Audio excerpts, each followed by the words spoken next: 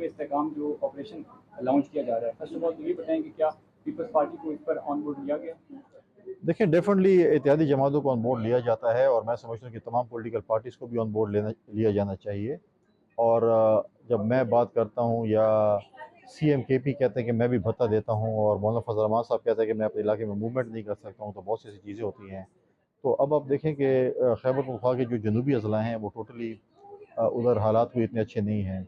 और आज तक हमारे सूबाई हुकूमत ने ना एपेक्स कमेटी का इजलास बुलाया, ना इनके हमारा सेशन अपनी सूबाई असम्बली का बुलाया, ना काबीना का कोई स्पेशल इजलास बुलाया। मैं तजवीज़ दूंगा कि काबीना का स्पेशल इजलास लॉ एंड ऑर्डर पे डेर इसमाइल खान सीएम साहब अपने हल्के में करें, दूसरे हल्कों में जाएँ, जैसे गिलानी साहब करते थे, मुख्तलिफ सूबों में जाते थे, गवादर भी गए, तो वो करें। एपेक्स कमेटी का इजलास बुलाएँ, इनके हमारा सेशन बुलाएँ, जरगा भी करें, लेकिन सूबे असम्बली को तो आप ऑन बोर्ड लें।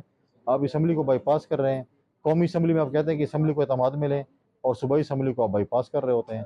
लिहाजा मैं समझता हूँ कि तमाम पॉलिटिकल फोर्सेस साथ मिलकर जो है, मैं समझता हूँ ऑपरेशन तो नॉर्मली मैं समझता हूँ कि अनऑफिशियल तो शुरू ही था, तो इसको अगर ऑफिशियल वो दे दिया जाए तो मैं समझता हूँ कि आपको अमन के लिए तो जाना है। अगर आप अमन के लिए अगर आप ऑपरेशन नहीं करेंगे तो क्या करेंगे? बताएं, जब ये चीज़ डिस्कशन हो रही थी और वो कह रहे हैं कि एतमाद में नहीं लिया गया या मुझे ऑन बोर्ड, तो उस वक्त वो क्या कर रहे थे? डिस्कशन तो कमरे के अंदर ही हो रही थी, कहीं बाहर तो नहीं हो रही थी। तो सीएम साहब कमरे के अंदर जो हैं वो सब कुछ एग्री कर जाते हैं, जब बाहर जाते हैं फिर कहते हैं नहीं मैं तो ये बात की ही नहीं है।